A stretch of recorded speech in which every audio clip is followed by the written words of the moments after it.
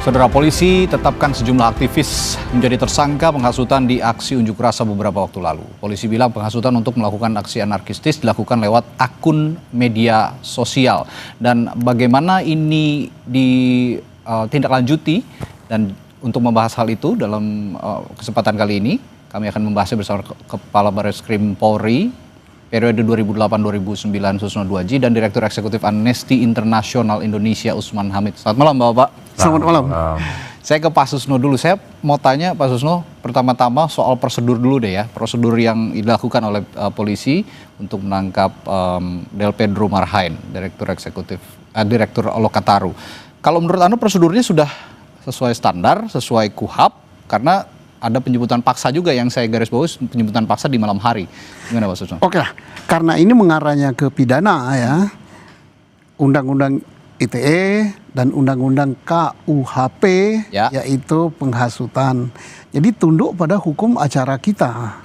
Hukum acara kita, kalau dia tidak tertangkap tangan, harus diawali dari penyelidikan.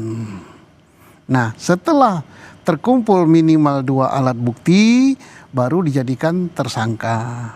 Nah, tersangka terserah mau ditangkap, apa dipanggil, apa diapakan, sesuai dengan ancaman hukuman daripada pidana itu. Tapi kalau tidak tertangkap tangan, langsung to the point ditangkap, ini kan sudah ada contohnya. Siapa namanya yang kemarin kasus Vina Cirebon itu? Kan langsung tidak boleh. Dan aturan SOP, yaitu prosedur Kapolri pun tidak boleh. Jadi harus penyelidikan dulu. Nah, karena bukan tertangkap tangan. Nah, pengertian tertangkap tangan itu apa nggak perlu kita jelaskan di forum ini. Semua orang sudah tahu. Kalau bahasa kampung saya itu ketangkap basah. Nah, ketangkap basah itu artinya makcer sedang melakukan ditangkap. Itu bahasa rakyatnya. Nah, bahasa hukumnya ada definisinya aja. Kalau bukan tertangkap tangan, harus melewati aturan-aturan itu. Lah mungkin, wah ini sangat mendesak karena ini kondisinya terjadi kekisruhan. Tetap hukum tidak boleh diinjak. Artinya, ya kalau kita sudah menginjak hukum, menginjak aturan, itu bahaya. Dan saya khawatirnya institusi yang saya cintai nanti digugat pra peradilan, sudah bercapek-capek kerja siang malam, nanti di pra peradilan kalah. Nah, tapi nggak tahu kalau hakimnya sudah berubah juga ya, berubah juga pikirannya. Udahlah, ini karena waktu mendesak boleh gitu. Nah, nggak tahu. Tapi kalau aturannya ya begitu. Saya juga kalau gitu tanya juga ke Bung Usman. Bung Usman, saya yakin juga Anda sudah berkomunikasi dengan teman-teman di Lokataru dan sejumlah aktivis yang kemarin berunjuk rasa, terutama yang berkaitan dengan hak asasi manusia. Nah, ini kronologi penangkapannya yang Bung Usman ketahui dari komunikasi dengan teman-teman gimana? Ya, itu dimulai sekitar pukul 22.45. Jadi hampir jam 11 malam lah. Dan mereka kebetulan ada di Jalan Kunci di wilayah arah Pulau Gadung sana. Nah, ada 8 orang anggota Polda Metro Jaya mengendarai beberapa mobil, salah satunya R3 warna putih. Nah, dalam proses penjemputan paksa itu, Del Pedro dan lainnya itu mencoba untuk meminta dasar penangkapannya, surat penangkapannya, misalnya. Warrant ya? Pasalnya apa? Ya arrest warrant lah. Tapi tampaknya mereka tidak memperlihatkan itu. Mereka berjanji nanti ditunjukkannya di Polda Metro Jaya. Nah, itu kan hal yang sebenarnya janggal. Kan apa susahnya? Kalaupun misalnya penjemputan paksa itu ada dasarnya, katakanlah seseorang sedang melakukan tindakan pidana yang dituduhkan gitu, yang sebenarnya tidak terjadi gitu. Tapi minimal dipertunjukkanlah supaya kita terbiasa dengan hukum acara pidana. Ketika polisi ingin menyentuh badan orang untuk merampas kemerdekaannya, ada surat perintahnya. Ada surat-surat yang memperlihatkan apa benar orangnya Del Pedro Marhain, apa benar umurnya, alamatnya, pasalnya dibacakan, diberitahukan. Lalu yang kedua, ketika mau dibawa, kan Del Pedro minta untuk ganti baju, begitu kan, di baju ke ruangannya, ke kamar kerjanya, diikuti oleh 3 anggota Polda dengan ujaran-ujaran yang menurut keterangan kronologi dianggap berintonasi intimidatif gitu. Nah, sampai akhirnya dibawa, itu pun tidak dipertunjukkan surat-suratnya gitu. Nah, sampai di Polda lah itu baru kemudian diperlihatkan. Jadi hal-hal yang sebenarnya sepele bisa dilakukan oleh polisi, tapi justru tidak dilakukan. Nah, ini justru menciderai kinerja polisi sendiri di tengah protes masyarakat yang sangat itu meluas. Dia. Ya. Nah, ini juga terkesan terburu-buru begitu menangkap. Ya, kalau kata Pak Susno tadi kan kalau berbeda ceritanya kalau sedang melakukan perbuatan pidana kan itu ditangkap. Situasi ini kan, di luar juga lagi landai kan. Kenapa nggak panggilan 1, panggilan 2? Biasanya jemput paksa itu kalau sudah 2 kali dipanggil. Dan ingat, sebenarnya kalau Amnesty mencatat bersama koalisi itu ada 3.095 kasus penangkapan. Banyak sekali, 3.000 lebih di seluruh Indonesia. Oke, di konteks ini ya, di konteks unjuk rasa hari-hari terakhir kemarin ini ya. Betul. Oke. Jakarta itu kurang lebih 1.438, Jawa Barat itu 386, Jawa Tengah itu 479, Yogyakarta paling tidak 9 kasus penangkapan, Jawa Timur itu 556 korban penangkapan, Kalimantan Barat 16, Bali 140, Sulawesi Selatan itu ada 10, Sumatera Utara itu ada 44 kasus, Jambi 17 dan seterusnya. Jadi ini polisi diharapkan mengambil langkah-langkah perbaikan setelah ada represi kemarin yang begitu. Klaritas moralnya kan sangat jelas ya, berlebihan lah tindakan menggunakan kendaraan taktis sampai melindas orang seperti itu. Gitu. Harusnya kan ada koreksi, harusnya ada tindakan-tindakan pembenahan, tapi justru arahnya malah ingin menyalahkan demonstran, malah ingin menyalahkan aktivis gitu. Kalau kata Pak Susno tadi, lembaga yang Pak Susno cintai dikhawatirkan malah digugat begitu ya. Nanti saya lebih jauh dari itu. Takutnya, saya mengkhawatirkan lembaga yang Pak Susno cintai itu nanti malah turun terus di mata publik citranya. Karena sekarang saja di konteks unjuk rasa masih beberapa hari yang lalu ini, itu juga sudah turun. Nanti malah tambah turun distrust untuk lembaga Polri. Bukan turun terus, bukan dikhawatirkan ya. Sekarang kan sedang pada posisi down ya. Betul. Turun. Nah, untuk memperbaikinya adalah dengan cara menegakkan hukum sesuai dengan benar. Tadi kita kaget ya, ada 1.000 berapa? Totalnya 3.095 kasus. Sekian penangkapan yang tidak sesuai dengan prosedur. Nah, kalau misalnya Polri nggak percaya, tidak salah dipanggil beliau, diajak koordinasi, minta datanya. Data itu untuk apa? Untuk perbaikan. Kan ada Kapolda, Kapolri ini yang harus perbaiki. Polda DKI, Polda Metro, kamu telah melakukan penangkapan dengan tidak sesuai prosedur sekian. Kita tahu ini adalah keadaan unjuk rasa dan ini sangat berbahaya. Dan polisi selalu membawa ini kepada ranah hukum. Orang-orang itu ditangkap karena dituduh melanggar hukum kan? Bukan dituduh karena unjuk rasa. Kalau unjuk rasa itu tidak melanggar hukum. Justru itu hak konstitusi dalam sebuah negara demokrasi yang harus dilindungi. Itu unjuk rasa. Nah, sekarang kenapa ditangkap? Karena kata polisi mereka ini melanggar hukum. Karena dia melanggar hukum ditangkap. Oleh karena itu terhadap orang melanggar hukum jangan juga dilakukan pelanggaran hukum. Nah, artinya apa? Ditangkaplah kalau mau ditangkap dengan sesuai prosedur. Ada surat perintah penangkapan, kemudian ada penyelidikan, ada itulah prosedur yang kita sepakati di negeri ini. Tapi kalau prosedur itu kita injak-injak, yang nginjak juga aparat saya sendiri, saya sedih. 1.300 dengan alasan wah ini terpaksa. Ya terpaksa tuh bagaimana? Tetap harus kita hormati. Karena di dalam hukum acara itu tidak dikatakan kalau dalam keadaan ada klausal misalnya mengatakan dalam keadaan terpaksa boleh dilanggar ini. Ya oke, kalau memang kita bersepakat untuk itu. Saya ingin masuk kepada konteks tuduhan atau tudingan yang dialamatkan kepada Del Pedro, Direktur Lokataru, soal penghasutan, Bung Usman. Penghasutan dan juga menyalahi Undang-Undang Perlindungan Anak karena menghasut banyak anak-anak untuk ikut serta dalam unjuk rasa. Bagaimana Anda melihat delik yang dialamatkan kepada Del Pedro ini oleh polisi? Saya akan tanyakan itu, tapi saya harus jeda dulu sejenak. Di Sapa Indonesia Malam kami akan membahasnya sesaat lagi.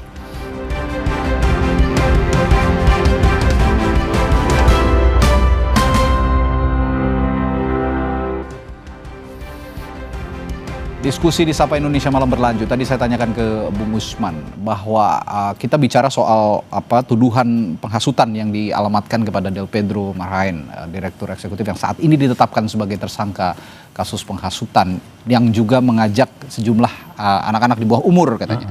Sudah tepatkah itu dialamatkan kepada seorang Del Pedro? Ya salah. Ya pertama misalnya penghasutan untuk melakukan unjuk rasa. Bahkan terhadap anak itu dibolehkan. ingat waktu 2019 ada perdebatan ketika anak-anak SMA turun ke jalan. Ya, saya ingat itu. STM turun ke jalan. Lalu pemerintah dan jajaran kepolisian melarang. Tiba-tiba muncul pernyataan pers dari kantor PBB yang menegur pemerintah Indonesia, mengatakan bahwa anak-anak pun berhak untuk berunjuk rasa. Justru negara wajib melindungi mereka. Jadi kalau Pedro dianggap katakanlah menyerukan, mengajak, menghasut anak-anak untuk demonstrasi, menyatakan pendapatnya, itu tidak ada yang salah. Misalnya kalau pakai undang-undang tadi perlindungan anak ya kan, penghasutan untuk kegiatan militer dilarang, kegiatan politik dilarang. Kegiatan yang mana nih? Kegiatan unjuk rasa nggak bisa dilarang. Tapi kalau kegiatan misalnya melakukan kekerasan, kan incitement atau penghasutan itu, sebenarnya incitement ada beberapa hal. Yang pertama kerusuhan atau diskriminasi rasial, agama dan seterusnya. Yang ketiga adalah kekerasan. Saya kira nggak ada satupun kata. Kalaupun dia mengatakan misalnya, saya coba cari sumber polisi ya, dari pihak kepolisian mengatakan kepada saya, itu ada kalimat dia yang misalnya mengatakan pukul mundur kepolisian, lawan kepolisian. Nah itu kan kata-kata yang sifatnya alegorik ya. Misalnya kayak dalam kampanye iklim, pukul mundur perubahan iklim, itu kan sesuatu yang sifatnya alegoris saja, nggak dalam arti literal yang bisa diterjemahkan untuk bakar kantor polisi, itu kan nggak bisa gitu. Nah itu apalagi yang saya lihat tadi penjelasan konferensi pers pihak kepolisian kan perannya apa? Perannya collab, maksudnya mengundang kolaborasi di dalam postingan Instagram. Live Instagram ya. Itu kan bukan tindakan pidana, itu saya khawatir. Itu cara, metode supaya pesan dia tersampai ke masyarakat. Dan di era digital ini ya memang begitu medianya. Biasa berkolaborasi. Bisa aja misalnya Mabes Polri berkolaborasi dengan Kementerian Hukum dan HAM dalam Instagram untuk menjelaskan sesuatu, itu kan kan nggak ada pidananya. Kalau gitu saya masuk ke status tersangkanya akhirnya tidak cukup kuat lah ya. Lemah sih. Sangat lemah. Gansannya akan kesulitan juga ke depannya untuk pembuktian. Selanjutnya ke Pak Susno. Kalau begitu alih-alih ini polisi ini mencari dalam tanda kutip ya biang kerok kerusuhan kemarin dalam unjuk rasa, ini sebenarnya kegagalan polisikah untuk mencari anarko sesungguhnya sebenarnya? Jadi begini, makanya saya katakan tadi pada waktu sidang kode etik dan saya wawancara juga ya dengan salah satu stasiun swasta, terjadinya chaos atau kekerasan itu kita harus evaluasi. Jangan kita melihat keluar, apa betul ada unsur luar yang masuk. Kalau unsur luar yang masuk berarti pengamanan kita terhadap unjuk rasa kurang bagus. Karena unjuk rasa ini apapun alasannya harus jalan. Unjuk rasa harus jalan.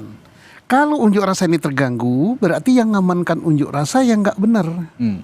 Kemudian karena unjuk rasa ini hak demokratis, tidak boleh dibubarkan. Alasan apapun juga. Jadi jangan sampai dorong, udah selesai, nggak boleh. Biasanya alasannya jam 6 sudah sore. Tidak boleh, harus dia berjalan. Nah kemudian dari aparat, karena ini pengertian mengamankan itu bukan membubarkan. Artinya melindungi mereka supaya unjuk rasa bisa berjalan. Mari kita berubah pola pikir kita dari Orde Baru kepada negara demokratis, sudah berubah. Nah termasuk di dalam mengeterapkan hukum tadi, saya bagus sekali itu ya. Mentersangkakan seseorang, kita sudah punya UHAP yang bagus kok. Ada prosedurnya, ada apanya. Tidak bisa. Saya mau disclaimer dulu Pak Susno dan Bung Usman. Bukannya saya tidak mendukung langkah polisi untuk menindak orang-orang yang bertindak anarkistis. Tapi ya itu tadi, polisi harus bisa juga mengungkap siapa dalang sebenarnya begitu. Ini yang kita harus dorong. Anda setuju dengan itu? Ya harusnya. Kan harusnya kan yang diperlihatkan oleh pihak kepolisian misalnya ya, adalah orang-orang yang benar-benar menyulut kerusuhan, membakar fasilitas umum misalnya, atau karena membakar kantor polisi. Saya selang sedikit, karena kemarin juga kita mendengar atau ya berseliweran, ini sekaligus klarifikasi juga ya, untuk Pak Susno mungkin ada informasi juga, bahwa yang datang ke aksi unjuk rasa itu berbeda dengan yang sudah berunjuk rasa sejak waktu-waktu sebelumnya, tiba-tiba datang ke halte membakar, melakukan perusakan, ini sudah ada yang memobilisasi. Nah pola semacam itu yang harus diselidiki. Nah, kalau saran kami, bentuklah tim gabungan pencari fakta atau tim gabungan investigasi independen. Ada unsur kepolisian, ada unsur masyarakatnya, ada unsur tokoh-tokoh yang punya integritas, punya keahlian gitu. Sehingga kita sama-sama bisa mengetahui apa sih sebenarnya yang sesungguhnya terjadi. Saya kira ada yang memang organik, ada yang tidak. Yang organik itu misalnya ketika kejadian Afan Kurniawan, itu kan benar-benar orang semua marah gitu, dan banyak yang spontan datang ke misalnya tempat-tempat Brimob misalnya. Oh ya, oke, Brimob. Tapi ada juga yang mencurigakan gitu. Misalnya kenapa sampai rumah Sri Mulyani gitu atau rumah anggota dewan bisa begitu mudah diserang di dini hari gitu misalnya. Nah itu juga perlu kita ketahui dengan satu hasil pencarian fakta. Dan uniknya tidak ada penjagaan sama sekali. Nah misalnya itu tidak ada pengamanan sama sekali dari perlu ditanya pihak keamanan. security-nya, petugas satpam klasternya. Kenapa? Ada apa? Apakah ada tanda-tanda yang membuat dia takut dan seterusnya gitu? Apakah yang membuat dia takut kerumunan saja atau misalnya tidak ada katakanlah ada oknum gitu kan beberapa hari saat itu ada peredaran di media sosial informasi kepolisian Brimob menangkap tentara misalnya gitu. Ada Intel Bais misalnya ketangkap dengan kartu tanda anggotanya. Lalu besoknya dibantah gitu kan. Ini kan memperlihatkan ada masalah yang tidak beres nih. Dan mungkin kalau pihak kepolisian yang menangkap pasti tentara mendesak agar dibebaskan. Nah sebaiknya ada tim investigasi independen untuk melihat dan menengahi situasi seperti ini. Ya, sekali lagi diskusi kita malam hari ini tidak untuk, saya sama sekali tidak berharap peristiwa kemarin itu terjadi. Jangan. Saya sama sekali tidak berharap. Tapi Pak Susno, kemarin itu yang terjadi kemarin itu kan kemarahan publik yang sudah menumpuk dari hari ke hari, dari bulan ke bulan, dari tahun ke tahun. Jika ini juga terjadi sekarang, mungkin tuding-menuding aktivis yang ditangkap ini akhirnya tidak terbukti, publik kan juga akan tersenggol lagi egonya, akan tersenggol lagi emosinya. Bagaimana polisi harus bersikap kalau begitu? Ini sudah bukan lagi polisi yang harus bersikap, tapi negara ini. Presiden negeri ini yang harus bersikap, pemerintah negeri ini. Nah, untuk polisi adalah tentunya perbaikan ya. Perbaikan, jangan sampai melakukan penangkapan dengan melanggar hukum, nanti numpuk deh kesalahan. Apa yang terjadi selama ini koreksi. Untuk DPR juga gitu. DPR koreksi juga. Mengapa sampai begitu? Karena DPR seolah-olah tidak memfasilitasi rakyat. Nah sekarang siapa yang dipercaya oleh rakyat itu? Satu, meledak dengan unjuk rasa. Dua, dengan koalisi masyarakat sipil.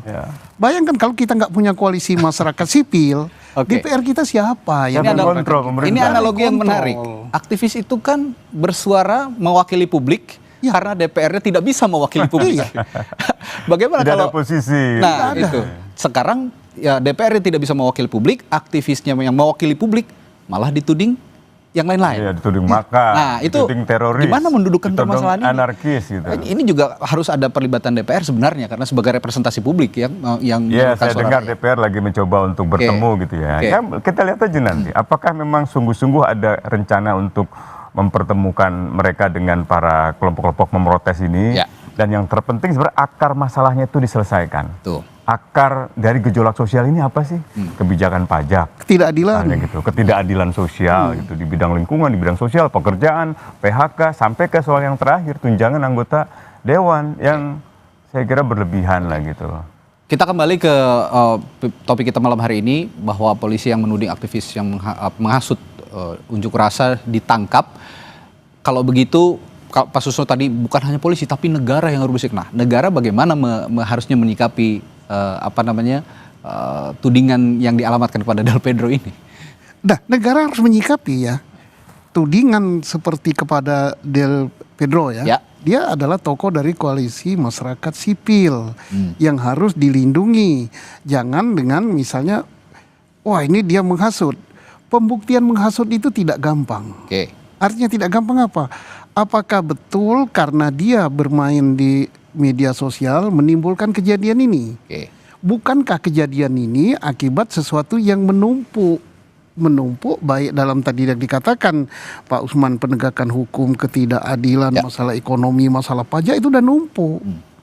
Bukan dia kecuali ya kalau di dalam ajakannya atau di dalam percakapannya, di dalam chatnya menulis mari kita bakar, mari kita rampok, mari kita ini, itu yes. Tetapi kalau mengajak orang unjuk rasa tidak salah, dan itu diperbolehkan. Mengapa diperbolehkan?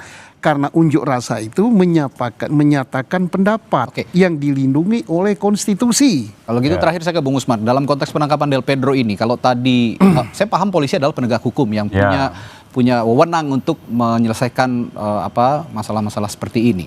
Tapi apakah jika polisi ini sekarang masih banyak diragukan oleh publik, negara harus intervensi pemerintah? Ya sebenarnya masalah di negara nih. Jadi sumber masalahnya ada di negara yang mengeluarkan kebijakan-kebijakan yang tidak adil. Makanya para netizen, bahkan para aktivis mengatakan ketika negara presiden mengatakan janganlah rusak fasilitas umum, DPR juga begitu. Kata mereka yang sudah merusak fasilitas umum terlebih dahulu adalah pemerintah negara. Merusak hutan. Tambang, merusak tambang dan seterusnya gitu. Itu magari laut.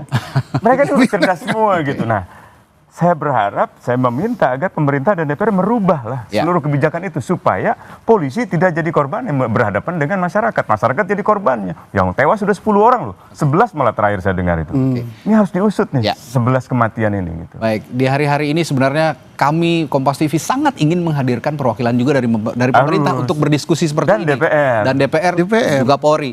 Tapi mohon maaf hingga detik ini kami belum banyak mendapatkan respon-respon untuk berdiskusi seperti ini dengan pemerintah, DPR maupun juga ya kalau DPR adalah 1-2 begitu ya, tapi spesifik lagi dari pemerintah dan Polri belum ada yang berkesempatan bisa bergabung berdiskusi kali ini. Tapi ya apapun hasil diskusi kita hari ini akan menjadi bahan masukan yang begitu baik gitu ya untuk institusi Polri, institusi yang sangat dicintai oleh Pak Setio tadi. Aku bisa begini karena Polri loh. Iya. Dan juga untuk perbaikan bangsa ke depan. Terima kasih Bung Usman, Pak Susno telah hadir di studio untuk berbincang kali ini di Sapa Indonesia Malam. Kita jumpa lain waktu. Sehat selalu Pak. Amin.